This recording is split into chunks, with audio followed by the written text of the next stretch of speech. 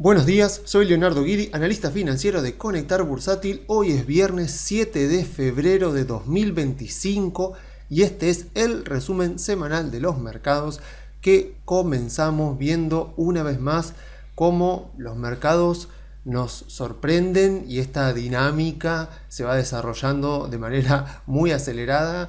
La semana pasada estábamos hablando de DeepSeek y la disrupción de la inteligencia artificial china en la industria de la inteligencia artificial. Ahora estamos hablando, esta ha sido la semana de los aranceles de Trump y de la volatilidad provocada con los aranceles. Vamos viendo acá cómo se va manteniendo la volatilidad, aunque por diferentes causas. Y bueno, apuesten a ver de qué vamos a estar hablando la semana que viene. Como dijo el querido profe Juan Carlos de Pablo, anoten un papelito de qué cree usted que vamos a estar hablando la semana que viene y en una semana se va a dar cuenta de lo pobre que es su imaginación. Así que bueno, veremos por lo pronto. Lo que sí puedo decir que a menos que no sé, que tenga algún imprevisto bastante importante, la semana que viene vamos a arrancar la temporada de evaluaciones, porque ya vi que cargaron, por lo menos la evaluación de Meta ya está cargada. Si tengo que ser sincero, tengo mucho más interés por evaluar Amazon y Google, las dos que reportaron esta semana, porque estoy bastante seguro, y en eso tengo que cuidarme, ¿no? Porque a veces uno tiene que evitar todo el tiempo de poner sus sesgos en las evaluaciones, pero en mi caso estoy como bastante seguro de que tanto Amazon como Alphabet, que sería Google, están subvaluadas y que el mercado las castigó exageradamente solamente porque están queriendo aumentar su inversión. O sea, si una empresa aumenta su inversión, baja su rentabilidad de corto plazo, obvio, porque destina más dinero a las inversiones y menos a, no sé, a dividendos, digamos, ganancia para el accionista. Pero eso que invierte, si lo hace bien, a la larga termina en mayores ganancias al futuro. Eso Jeff Bezos de hecho lo tenía bastante claro. Entonces, bueno, esta semana reportaron tanto Google como Amazon, a las dos las castigaron por razones que me parece de miopía, de mercado mirando muy a corto plazo. Así que esas dos están ahí, apenas tengan los balances voy a hacer la evaluación, pero por lo pronto, si no hay ningún imprevisto, ningún inconveniente, la próxima semana vamos a ver la evaluación de Meta y después veremos si puedo ya seguir directamente con Google, con Amazon, eventualmente vendrá Tesla también. A Netflix le tengo ganas también porque es una empresa muy sencilla de analizar. Y bueno, y veremos también, por supuesto, Ferrari también si puedo. Bueno, iremos viendo. Esta es la temporada de evaluaciones del año donde hago la revisión anual de todas las empresas que sigo. Algunas las tengo, otras no, pero a todas las sigo. Así que bueno, iremos viendo. Bueno, pero más allá de eso, vamos a hablar puntualmente de lo que ocurrió esta semana. Todo el mundo, seguro que esté viendo este video, ya lo sabe. O sea, Trump amenazó el domingo ahí con aranceles. Vamos a ver ahora, porque justamente la baja de hoy, esta vela roja que vemos hoy, ocurrió porque venía tranquilo el día, pero de repente Trump dijo que estaba analizando con sus abogados para poner aranceles adicionales. No dijo a quién, no dijo a qué país, no dio demasiados detalles. Así que bueno, el mercado baja y como seguramente también lo sabrán, si baja Estados Unidos, a falta de catalizadores propios, de razones propias, baja también Argentina con mucha más intensidad, con mucha más violencia, podríamos decir. Pero bueno, concretamente respecto a Estados Unidos, esta semana, bueno, ya lo saben, Estados Unidos le puso aranceles a México, a Canadá y a China. En el caso de México y Canadá eran 25%, en el caso de China era 10%, lo de México y lo de Canadá, bueno, al principio dijo que eran de aplicación inmediata, después dijo no, el martes a las 0 horas, obviamente que les dio el lunes, supuestamente habló con Trudeau, habló con Sheinbaum, la presidenta de México, y bueno, se supone que suspendieron por 30 días, o sea, yo no sé cuánto va a tardar el mercado en tomarle el timing a Trump, en tomarle el pulso, como diciendo, bueno, a ver este tipo, a ver cuándo está digamos, alardeando, básicamente, y cuándo realmente está yendo en serio. O sea, obviamente que sus oponentes políticos de los otros países también se van a ir dando cuenta, porque aparte ya tenemos los antecedentes de su primer mandato. China en este caso dijo que iba a ir a la Organización Mundial de Comercio. Bueno, todos sabemos que los aranceles son un arma de negociación. O sea, cualquier libro de macroeconomía te va a decir que los aranceles son de las peores políticas económicas, políticas de comercio que puede, que puede utilizar un país, por ejemplo, para proteger la industria nacional. O sea, Argentina es el mejor caso de eso. Siempre que hablan de proteger la industria nacional, bueno, con ese tipo de discursos parecidos, eso en la práctica se traduce en aranceles. Y de hecho, bueno, yo digo, ya que estoy estudiando para rendir el CFA, digo, vamos a aprovechar el material que trae el CFA, que trae este gráfico que me pareció bastante lindo, donde explican muy bien y de manera muy sencilla cuál es el efecto de un arancel. Y esto, por supuesto que los asesores económicos de Trump lo saben, por lo tanto, él también lo tiene que saber. Obviamente que no lo va a decir, porque su discurso es que él ama los aranceles, lo van a escuchar todo el tiempo. Cita incluso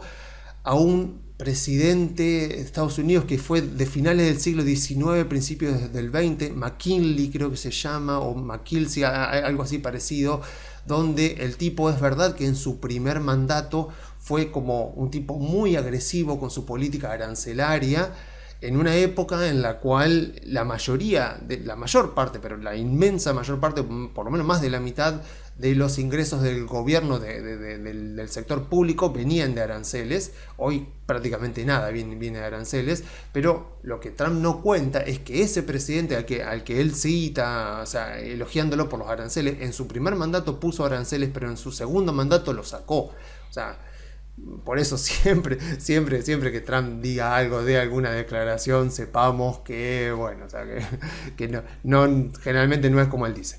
Pero bueno, este gráfico, por ejemplo, es muy bueno, es muy ilustrativo, porque lo que dice es, mira, suponete que tenés un producto, cualquier producto, cuyo precio originalmente está acá.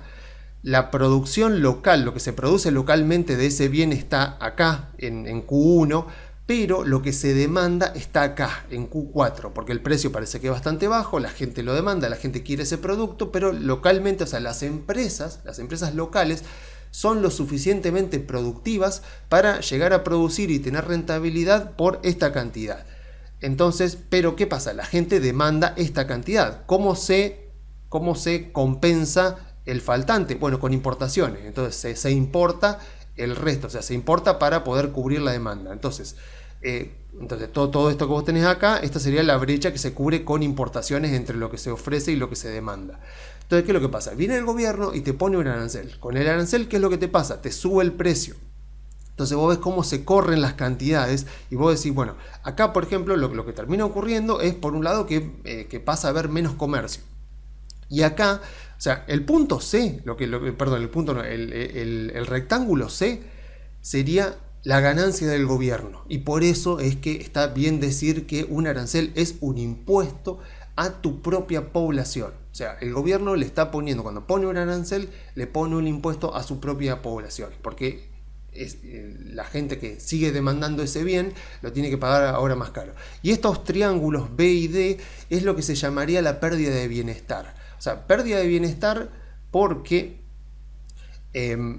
lo que pasa con las cantidades es que terminan cambiando, y se le llama pérdida de bienestar básicamente por dos razones. En primer lugar, porque baja la cantidad demandada, o sea, quiere decir que personas de tu país, o sea, del país que pone el arancel, ya no pueden pagar el precio más alto, con lo cual dejan de demandar el bien. Entonces esto sería el triángulo D, o sea, las personas que, bueno, ahora ya este precio ya no lo demandan más. Pero después, por otro lado, está también el triángulo B, que sería, o sea, empresas que no eran productivas a este precio, con lo cual no producían el producto, pasan a producirlo porque ahora sí les conviene, porque llegan a ser productivas a este precio más alto, pero al mismo tiempo hay, o sea, las personas que realmente querían demandar este bien y que a pesar de que el arancel le ha subido el precio, lo van a querer seguir demandando, tienen que hacerlo a costa de dejar de consumir otras cosas. O sea, los que realmente quieren consumir el bien, van a tener que hacerlo a un precio más alto y por lo tanto, si su ingreso no cambia, van a tener que resignar consumo en otras cosas. Entonces lo que se produce cuando vos pones un arancel es una pérdida de bienestar que está dada por los triángulos B y D, y el impuesto que se lleva el gobierno, que sería C. Y en total sería todo este rectángulo, sería básicamente eso, sería como la pérdida de bienestar que te provoca un arancel. O sea, conclusión de esto, o sea, nada bueno termina saliendo de un arancel. O bueno, en algunos casos, algunas cosas puntuales se trata de justificar, pero son casos muy puntuales que pueden tener algún objetivo que nunca termina siendo económico, siempre termina siendo algún objetivo político estratégico. Entonces, sabiendo esto, obvio que entonces tenemos que pensar que, bueno, a ver, los aranceles, o sea, Trump no plantea los aranceles como una política comercial definitiva a largo plazo de su gobierno, por lo menos no en una gran intensidad. O sea, convengamos también que en su primer mandato Trump puso aranceles que eran muy pequeños, eran de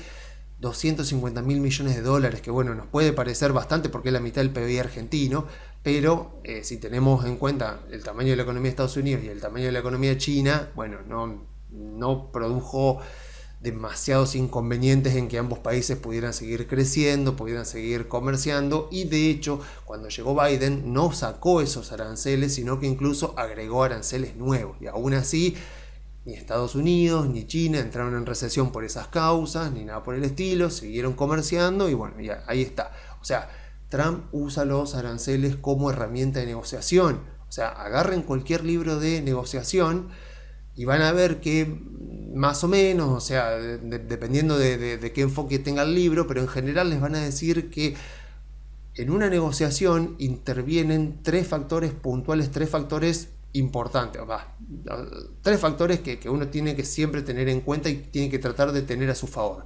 Uno es información, otro es tiempo y otro es poder. Información, bueno, o sea, está claro que en este caso no es algo muy decisivo porque es información pública, o sea, tanto Estados Unidos como, o sea, por lo menos los presidentes de Estados Unidos, de México, de Canadá, de China, saben cuánto tamaño tienen sus economías, saben cuánto representa el comercio exterior en sus economías, saben cuánto de sus exportaciones y de importaciones están vinculados uno con otros países, o sea, ese tipo de información que le permite a Trump ver que tiene una posición de ventaja, esa información es pública, todos la conocen.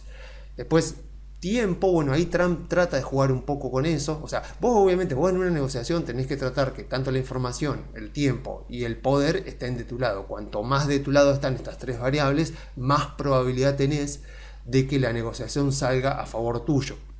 Entonces, como la información, digamos que es algo que más o menos todos comparten la misma información, Trump juega mucho con el tema del tiempo, por eso dice a partir de mañana, o sea, a partir de mañana a las 0 horas ya se ponen en vigencia los aranceles, y obviamente juega con el poder, sabe que tiene una posición dominante, sobre todo con México, pero también con Canadá, entonces juega con esa cuestión. O sea, a ver, ¿cuál es el verdadero objetivo de Trump? El verdadero objetivo de Trump respecto a México y a Canadá es que colaboren con el cuidado de la frontera, o sea que no solamente sea Estados Unidos el que tenga que afrontar los costos de que no se metan inmigrantes ilegales, y también con la cuestión del fentanilo, porque lo cierto es eso, que uno piensa en la frontera de Estados Unidos con Canadá, es la frontera más larga del mundo, la más prolongada del mundo, entonces uno diría, bueno, pero ahí no debería haber tanto problema. Sí, lo que pasa es que Canadá tiene una política de inmigración bastante laxa, o por lo menos la ha tenido. Ahora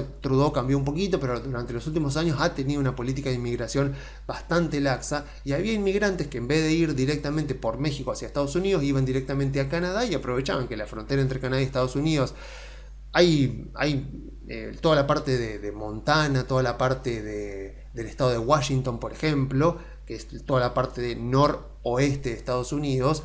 Tenés parte que es directamente bosque, o sea, o sea, donde digamos que es relativamente más sencillo pasar.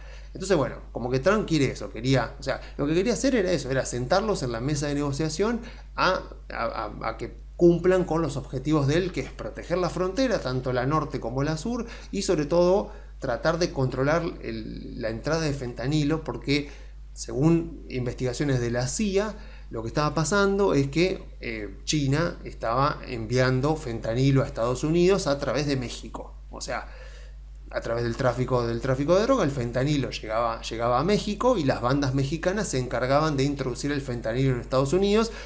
Y bueno, o sea, si ustedes quieren realmente ver los efectos del fentanilo, vayan a YouTube y pongan, creo que era Sasa el italiano. Hay un youtuber que se llama Sasa con Z, Z-A-C-C-A, el italiano, que es un youtuber que se encarga de ir a lugares muy peligrosos del mundo. De hecho, ha venido a la Argentina y ha ido al conurbano bonaerense como lugar muy peligroso del mundo en el cual vivir. Y ha hecho un video en Filadelfia y es terrible. Creo que es el video más crudo que se ha hecho realmente de la realidad del fentanilo en Pensilvania. O sea que es un flagelo, digamos, es algo muy preocupante, sobre todo porque es una sustancia relativamente barata y muy adictiva. Entonces, lo que quería hacer Trump básicamente era eso, era sentarlos ahí a negociar y a decir, miren, yo quiero que ustedes controlen la frontera y que hagan todo lo posible para que el fentanilo no entre a Estados Unidos. Entonces, bueno, Canadá anunció que iba a invertir 1.300 millones de dólares para reforzar los controles en la frontera, pero ya lo había anunciado en diciembre. O sea que no es nada nuevo lo que anunció. O sea, anunció básicamente lo mismo que había anunciado en diciembre, que se ve que era algo que Trudeau ya había hablado con Trump. Ambos países dijeron que van a reforzar la frontera con 10.000 efectivos más, etcétera, etcétera. Pero bueno, básicamente era eso. O sea, básicamente lo que hace, o sea, por eso es algo que tenemos que tenerlo muy presente, porque va a estar constantemente a cada rato. Habrá periodos donde estemos calmados, estemos hablando de otra cosa, y de repente, de la noche a la mañana, o de un domingo para un lunes, va a aparecer Trump de vuelta a poner aranceles a otro país, vaya a saber por qué, porque se le ocurrió algo, va a decirle tienen 24 horas para hacer lo que yo digo, y así. Entonces vamos a tener a los mercados, como pasó el lunes, totalmente revolucionados, así bajando un 2% el Standard & Poor's, de repente en el mismo día, medio que se arregla la cosa, bueno, vamos a suspender los aranceles, nos comprometemos a tal cosa, llamé por teléfono al presidente, y más o menos como que se arregla y mucho la cosa no cambia. Ahora bien, puede ser obviamente que alguien esté preguntándose y diga, ok, pero a ver, vamos a suponer que por algún cúmulo de factores que no sabemos, China se rebela, Xi Jinping se pone muy agresivo y resulta que todas estas amenazas, estos aranceles no terminan en la mesa de negociación y ambos países empiezan a poner aranceles tipo Romeo y Julieta, ¿no? O sea, que uno agrede al otro, el otro agrede al otro de manera más contundente, el otro responde de manera más contundente todavía y así terminamos, bueno, ya saben cómo terminó Romeo y Julieta, ¿no? Bueno, primero que nada, pensar en ese tipo de situación no es realista, porque hoy por hoy las economías de los países están demasiado entrelazadas. O sea, las cadenas de distribución, las cadenas de producción están sumamente entrelazadas. Por ejemplo, cuando hablaban del tema de los aranceles de Estados Unidos hacia Canadá y México, explicaban que hay componentes, o sea, hay partes de autos que cruzan la frontera más o menos unas 8 veces, de Canadá a Estados Unidos a México, de México de vuelta a Estados Unidos, de ahí de vuelta a Canadá. O sea, que cruzan, o sea, en un lugar le hacen una cosa, lo mandan a México, en México le hacen otra cosa, después lo vuelven, en Estados Unidos le ponen otra parte, lo mandan a Canadá, ahí se ensambla con otra parte que se manda otra vez a Estados Unidos y así. O sea, porque las economías de los países están muy entrelazadas, por lo menos los países que comparten bloques comerciales están muy entrelazadas. Entonces uno podría decir, bueno, pero a ver, ¿qué pasaría como en el peor caso posible, en el que realmente se pongan muchos aranceles y que efectivamente se vayan a mantener de manera casi definitiva en el tiempo? Bueno, en primer lugar, no deberíamos pensar, vuelvo a repetir, en un escenario, por ejemplo, Estados Unidos, Trump diciendo le voy a poner 50% de arancel a todos los productos que vengan de China. O sea, generalmente cuando se ponen aranceles, se ponen a productos muy puntuales. Por ejemplo, Biden puso aranceles a los autos eléctricos venidos de China. La Unión Europea hizo algo parecido, creo que la Unión Europea también agregó el tema de baterías, o sea, son aranceles muy puntuales. Lo peor es que la Unión Europea lo hace no teniendo una industria, por ejemplo, propia de batería. Tenía una empresa que iba a ser la competidora de la empresa china esta que fabrica baterías, que era una empresa sueca y que quebró hace poco. Entonces, la Unión Europea le pone aranceles a las baterías chinas, pero no tiene producción propia de baterías, o por lo menos debe ser muy incipiente, entonces es medio raro. Pero bueno, la Unión Europea últimamente se caracteriza por hacer cosas que no tienen mucha lógica, por lo menos para su propio beneficio, ¿no? Pero bueno, volviendo al tema, ¿no? O sea, no deberíamos pensar nunca el tema de, bueno, le pongo aranceles a todos, absolutamente todos los productos que vengan de China y tipo un 50% de arancel, o sea, algo, eso no es realista para nada, porque eso sí que podría provocar una fuerte recesión, no solo en Estados Unidos, también en China, o sea, sería una catástrofe, o sea, y seguramente los asesores económicos de Trump le van a decir, che, vos no vas a querer ser recordado por fomentar una de las peores crisis económicas en la historia de Estados Unidos por una guerra comercial con China, ¿no? Pero lo que sí podríamos pensar es en algún contexto donde, aunque sea para salvar las apariencias, como efectivamente pasó en 2018 y 2019, que Trump diga, bueno, le voy a poner aranceles, no sé, al acero de China, y entonces le pongo un margen todo, y después cuando vas a ver que estoy básicamente repitiendo lo mismo que debo haber dicho en el 2018-2019, cuando debo haber hablado de este mismo tema, cuando vos vas a mirar los montos de los que estamos hablando, bueno, no sé, un 10% de arancel al acero chino, y cuando te vas a ver los montos suelen ser 100 mil millones de dólares, 200 mil millones de dólares, son montos muy marginales en cuanto al comercio económico entre varios países y en cuanto al tamaño de las dos economías de las que estamos hablando. Entonces vos decís, bueno, si Estados Unidos está creciendo más o menos al 3% o al 2,5%, China está creciendo más o menos al 5%, ¿cuánto representa 100 mil, 200 mil millones de dólares en el tamaño de esas economías? Y si quitarle ese monto las puede llevar a una recesión, y la respuesta por supuesto es que no. Y volviendo también con esta misma cuestión, si llega a pasar, porque puede ser que ocurra y que obviamente los medios, no sé, la gente en redes sociales, todo como el pesimismo suele ser mucho más interesante que el optimismo, te van a decir, bueno, ahora sí estamos en peligro de recesión porque Trump puso un arancel y este sí que va a quedar definitivo. Bueno, si pasan esas cosas, ya saben, van y miran los montos, se fijan a ver cuánto representa el monto en el tamaño de las economías, en el comercio entre ambos países, pero también ya tenemos historia al respecto, o sea, tenemos lo ocurrido en 2018 y 2019, o sea, ¿qué pasó en aquel momento cuando Trump había puesto aranceles a China que continúan hasta el día de hoy? Bueno, lo que de repente pasó, oh sorpresa, es que aumentó el comercio de Estados Unidos con Vietnam. Y uno dice, ¿por qué? O sea, ¿qué pasó con Vietnam? ¿De repente todas las fábricas chinas se trasladaron a Vietnam? No, básicamente lo que hacían era utilizar a Vietnam como puente.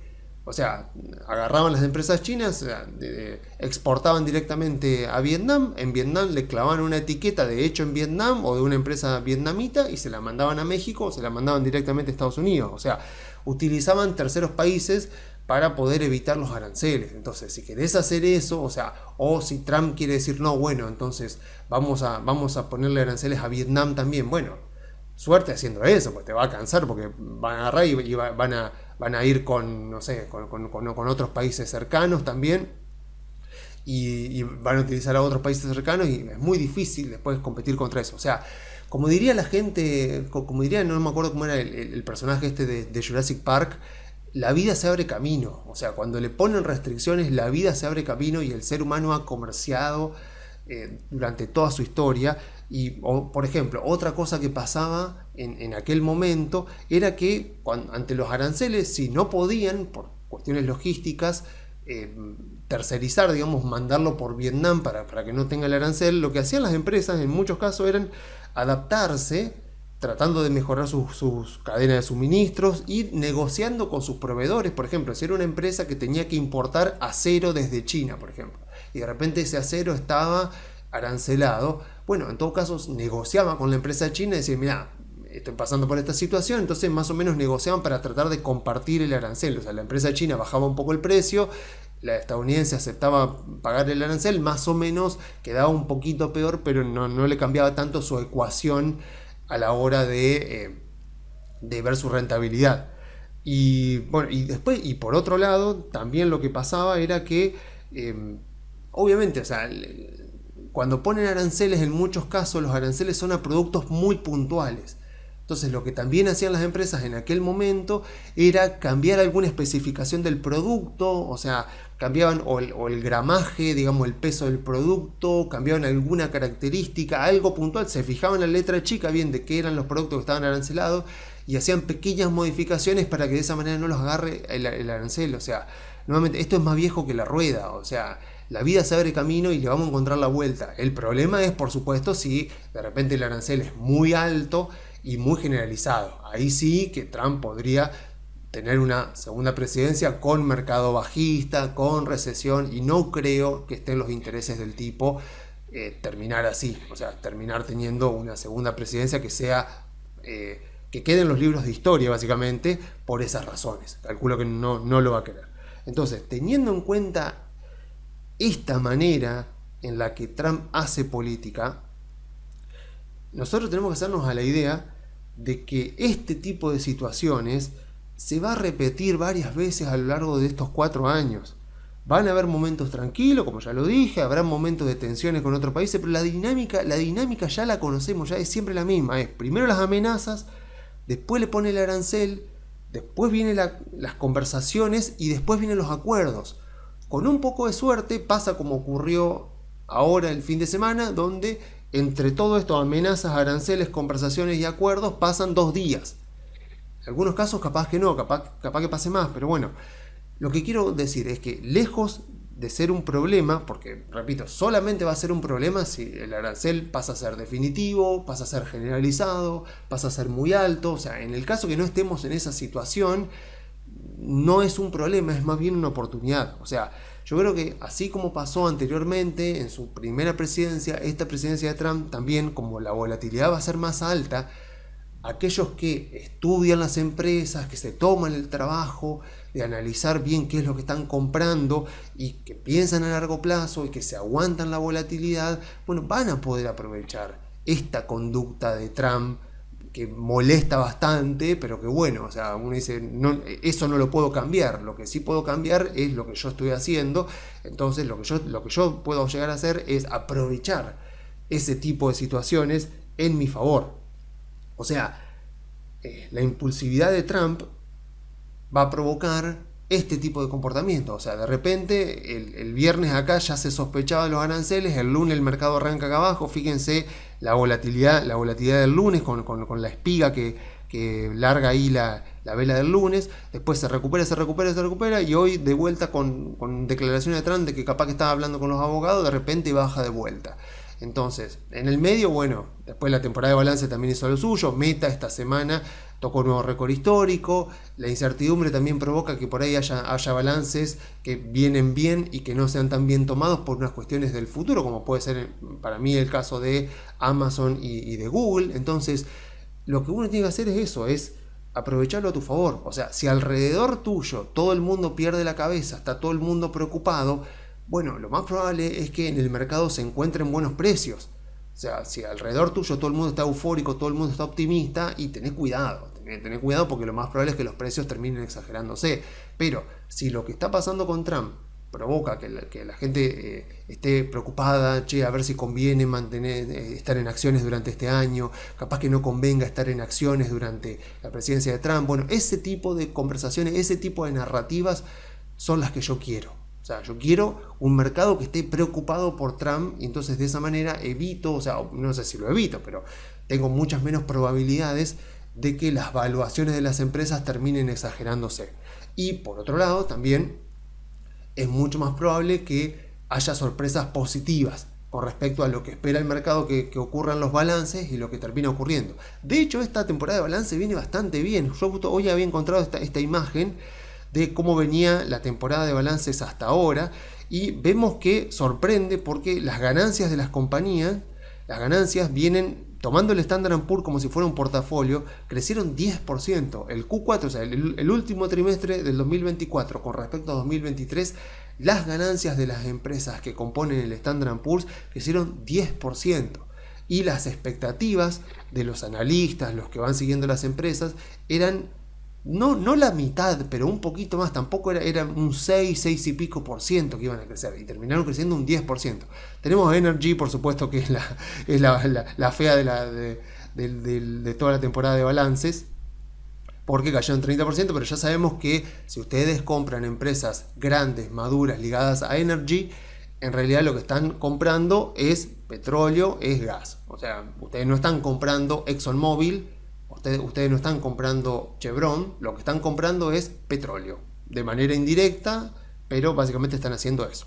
Distinto es, como ya lo explicamos, con el caso de Vista Oil, que es una empresa chica que depende mucho más de su producción propia que del precio del petróleo. Pero bueno, para no desviarme, acá estamos en la temporada de balance. Communication Services, las empresas de telecomunicaciones, son las que mejor anduvieron este último trimestre de 2024. Acá es donde encontramos a Meta. También encontramos a Google, que también vino mucho mejor de la expectativa. Más allá de que el mercado recibió negativo el balance vino muy bien. Acá también tenemos Netflix, también tenemos Disney, que la verdad que tendría que hacerle una evaluación a Disney porque dijeron que ahora habían cambiado, habían dejado de lado la ideología woke, así que eso capaz que ayuda a mejorar sus ingresos. El tema es que Disney cierra su año fiscal en octubre más o menos, o sea que tendría que agarrar solamente 2 balances. Pero bueno, veremos a ver si más adelante le hago una evaluación, pero en todo caso las empresas de telecomunicaciones son las que más crecieron en ganancias durante el último trimestre. Después obviamente Technology, Financial, o sea, veamos que no sorprende para nada que cuando veíamos en informes anteriores cuáles habían sido los mejores sectores del Standard & Poor's durante 2024, teníamos básicamente estos 4 sectores. O sea, a largo plazo, tarde o temprano, siempre las cotizaciones de las acciones se van moviendo en base a cómo se mueven las ganancias de las compañías, cómo se mueve el free cash flow de la compañía. Por eso es que cuando hacemos una evaluación nos focalizamos en eso, porque más allá de la emocionalidad del mercado, más allá del pesimismo, del optimismo, de lo que ocurra a corto plazo, de cómo se muevan a corto plazo las acciones, sabemos que a largo plazo siempre, por una cuestión de fundamentos, obvio, que se van a terminar moviendo dependiendo y de manera muy similar a cómo se mueven las ganancias de las compañías. Por eso me va a ayudar ahora también cuando hable un poco de Argentina, que tampoco tuvimos una buena semana una vez más en Argentina. Pero bueno, para cerrar la parte de Estados Unidos, veremos la semana que viene. Espero poder arrancar ya con la temporada de evaluaciones.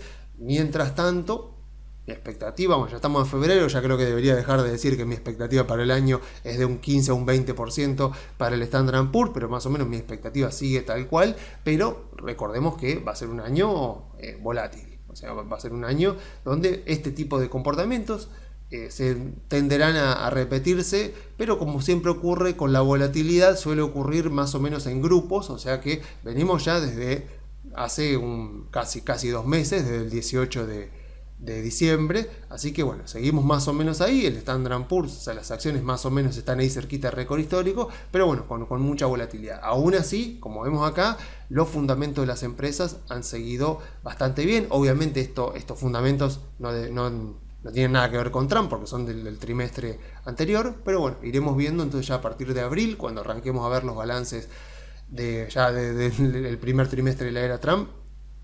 Veremos a ver si traen alguna sorpresa. No pareciera, sobre todo porque la Reserva Federal también va a bajar tasa durante este año. Pero bueno, lo que sí sabemos es que vamos a tener 4 años moviditos, pero si entendemos esta dinámica, nos va a ayudar muchísimo. Porque entender esta dinámica nos va a permitir estar calmados y con la cabeza bien concentrada cuando alrededor esté todo el mundo asustado, diciendo que una vez más Trump puso aranceles y la guerra comercial, incertidumbre, no sé, recesión en Estados Unidos, problemas geopolíticos, que Trump se pelea con China, con la Unión Europea. O sea, es todo ruido, ruido, ruido, que obviamente afecta negativamente a las acciones y a nosotros, que nos tomamos el trabajo de analizar las empresas y mantener a largo plazo nuestras inversiones, nos beneficia. Así que pasamos ahora a Argentina, donde, bueno, una vez más tuvimos otra semana, como vemos acá, de paciencia y de aguantar la volatilidad. O sea, cuando vos ves que todo cae parejo, vos sabés que no es algo en contra de tu empresa. Cuando ves que los bancos caen esto, cuando ves que Pampa cae 6 y pico, Transportadora de Gas del Sur cae casi 6 también, Edenor, Loma, o sea, ves también acá medidas en dólares, también todas caídas. Bueno, básicamente lo que decís es, bueno, no es algo contra la empresa, no es la empresa la que está yendo mal, es algo en general, o sea, es algo que está afectando, pero a las acciones argentinas, en tanto acciones argentinas, sino por sectores puntuales o por empresas puntuales. En este caso, a ver, si tuviera que buscar alguna explicación, bueno, puede ser un poco también por la baja que tuvo hoy Estados Unidos. A ver, puede, o sea, porque si me pongo a mirar de vuelta, ocurre que no hay razones puntuales. O sea, si yo tengo que buscar noticias de esta semana, bueno, obviamente salió lo del balance cambiario, que por séptimo mes viene negativo, pero al mismo tiempo también el Banco Central terminó enero con una compra de reservas de 1.729 millones de dólares, o sea, compró bastantes reservas durante enero. Los datos de actividad, de la actividad económica para noviembre y diciembre siguen mostrando un rebote económico que se va asentando. Después, por otro lado, también los datos de inflación de alta frecuencia también marcan bastante. Se va a conocer el jueves que viene, creo que se conoce el dato de inflación y parece que marcan una desaceleración, y ahora con el crawling al 1 debería ser mayor la desaceleración de la inflación. Y al mismo tiempo también salieron encuestas sobre el tema de la imagen de Milei, la confianza en el gobierno, y está en los niveles más altos, digamos, de todo, por lo menos de todo el mandato. Estamos en niveles bastante altos de conformidad con el gobierno y de la imagen positiva de Milei. Entonces, es como que digo, bueno, a ver, pero entonces, ¿por qué? ¿Por qué estamos teniendo esta baja? Bueno, si sacás zoom al gráfico, cambia un poquito la cosa, ¿no? Yo sé que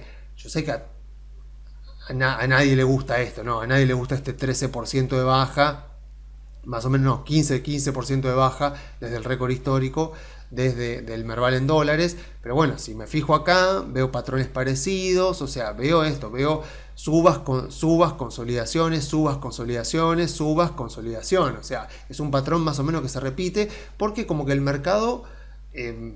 sabemos que a corto plazo es emocional y es bastante azaroso. Bueno, el mercado estará buscando también nuevos drivers. O sea, a ver, esta semana, como arrancó febrero y los canales de noticias como que ya actualizaron sus grillas y arrancaron ya los periodistas más conocidos, tuvimos entrevista, o sea, tuvimos que Milei dio una entrevista, tuvimos que el Toto Caputo dio una entrevista.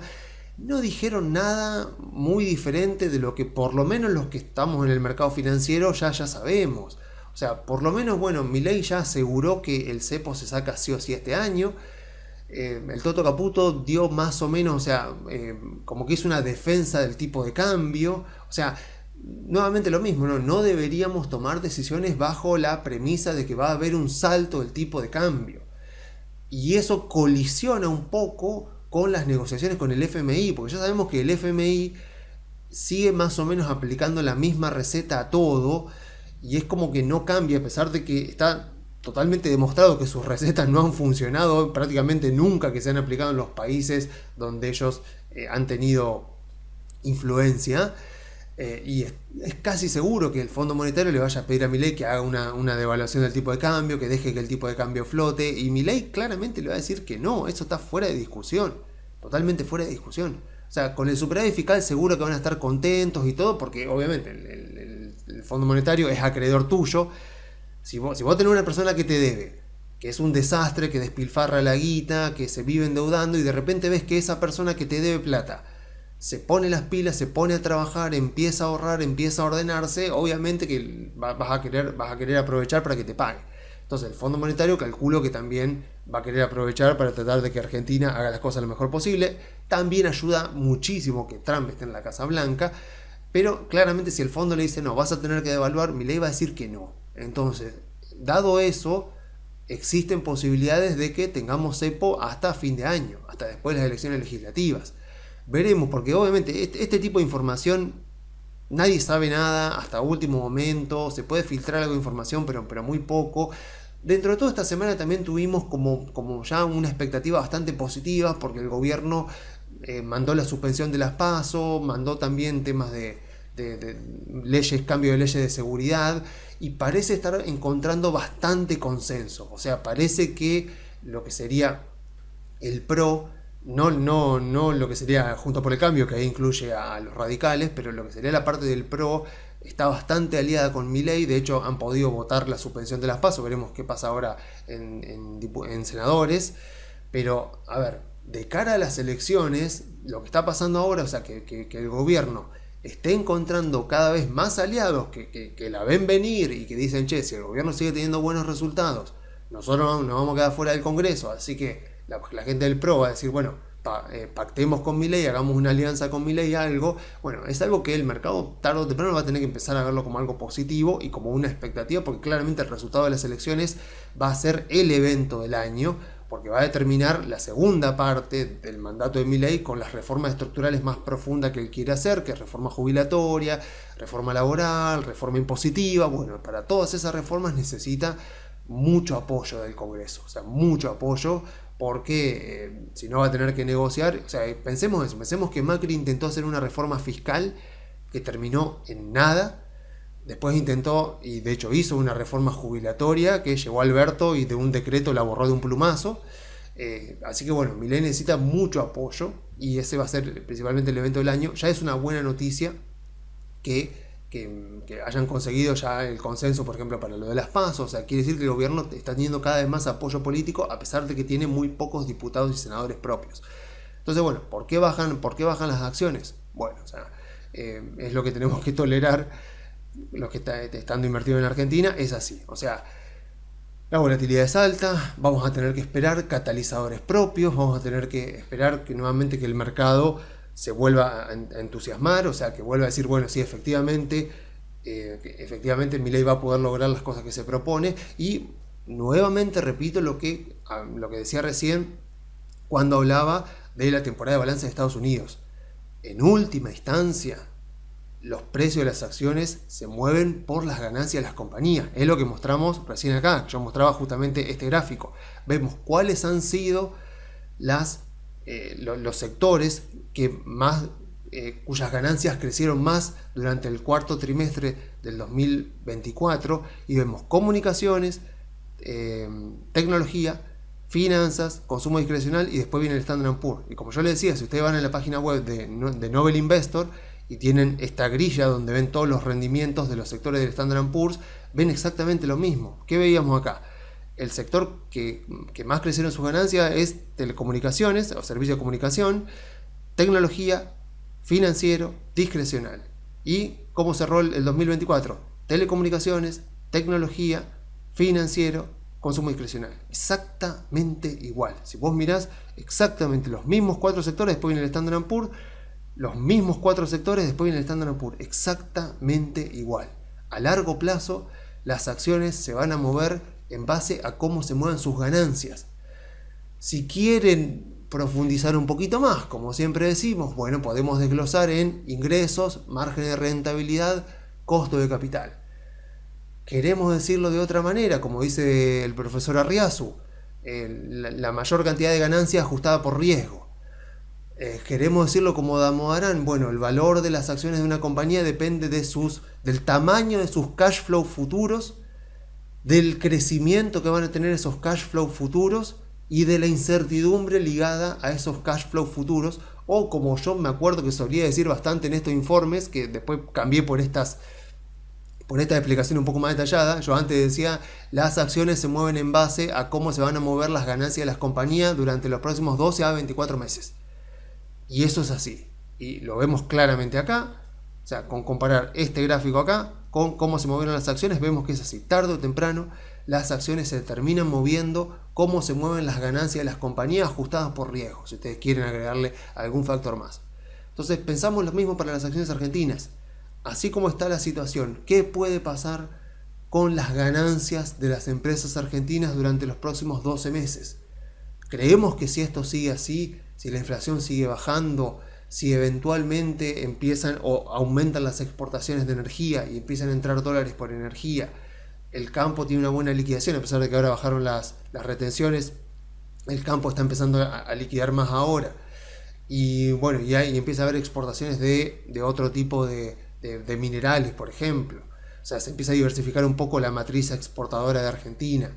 Y rebota la actividad económica, o sea, mejora la actividad, o sea, sigue bajando la pobreza. O sea, si ustedes creen que va pasando todo eso, ¿qué creen que va a pasar con las ganancias de las acciones argentinas? Si creemos que va a pasar eso, que eso es lo más probable que puede pasar, bueno, sigamos estando en acciones argentinas, aguantando esto, o sea, porque otra no hay. O sea, no sabemos cómo se van a mover los mercados de corto plazo. Sí sabemos cómo se mueven los mercados a largo plazo, en base a las ganancias de las compañías. Pero a corto plazo es emocionalidad, narrativas, miedos, euforias, incertidumbre y azar, mucho azar. O sea, porque no sabes, o sea, no podés desglosar nunca bien por qué fue puntualmente cada movimiento, excepto en momentos muy puntuales, por ejemplo, cuando se reúne la Fed y habla Powell, ahí puede ser que vos digas, sí, exactamente fue por esto. Pero después el resto del tiempo, difícilmente. Obviamente, vos mirás el lunes y vos decís, bueno, la baja del lunes fue claramente porque Trump puso aranceles y después habló con Sheinbaum, habló con Trudeau y arreglaron y lo suspendieron. Joya, podemos verlo. Ahora, la mayor parte del tiempo no es así. La mayor parte del tiempo no es así. Entonces, uno dice, che, ¿pero qué pasó? O sea, veníamos tan bien y ahora tenemos un 15% de baja del récord histórico. Sí, antes tuvimos todo esto también. Hay que contarlo también todo esto. Porque si no es sesgo de selectividad. Selecciono yo el sectorcito acá, exactamente lo que a mí me conviene y te digo, che, mirá lo que está pasando, qué triste, estoy preocupado. Bueno, saca un poco de zoom, no hagas sesgo de selectividad y fíjate cómo venimos. Bueno, y fíjate que este mismo comportamiento se repitió anteriormente. O sea, el mercado está esperando nuevos catalizadores. Entonces, lo que tenemos que hacer es, bueno, decir, che, se están haciendo las cosas para que haya nuevos catalizadores que sigan confirmando la expectativa de que las ganancias de las empresas argentinas van a mejorar, de que los márgenes de rentabilidad van a mejorar, de que la economía se va a expandir. O sea, la probabilidad de que eso ocurra sigue siendo más que de que no ocurra, de que esto se pinche como terminó pasando con Macri 2018-2019. No, por ahora las cosas se están haciendo bien, el superávit fiscal es innegociable, así que debería seguir así. Bueno, si sigue así, listo, es cuestión de tener paciencia y es cuestión de ir monitorizando a ver si cambia algo importante, que por ahora no, por lo menos tanto Milei como Caputo esta semana en sus entrevistas dejaron claro que el rumbo va a seguir siendo este. Y bueno, y después aguantar volatilidad. ¿Querés la rentabilidad grande que dieron las acciones argentinas el año pasado y que pueden seguir dando? Obviamente no de la misma magnitud, pero sí que puede seguir siendo bastante más alta que la que pueden dar los CDRs de Estados Unidos. ¿Querés aprovechar, querés ganarte esa rentabilidad? Bueno, este es el precio que tenés que pagar. La paciencia y aguantar esta volatilidad. Si haces eso, bueno, seguimos teniendo las probabilidades a nuestro favor de que de aquí a los próximos 12 meses las ganancias de las compañías van a crecer. Y de que por lo tanto, tarde o temprano, ese crecimiento de las ganancias de las compañías, en términos reales por supuesto, se va a terminar viendo reflejado en el precio de las acciones y ahí es donde vamos a capitalizar nuestra ganancia hasta que el riesgo país esté por debajo de los 400 puntos y ahí vemos si empezamos a encontrar señales de burbuja. De no ser así, podemos seguir un poco más. Si es así, tomaremos ganancia, pero estamos muy lejos de ese escenario, así que no nos adelantemos. Así que bueno, yo por lo pronto entonces me despido. Si se quieren comunicar con nosotros pueden enviar un mail a info@conectarbursátil.com.ar y bueno, hasta que nos volvamos a ver, por favor, cuídense mucho.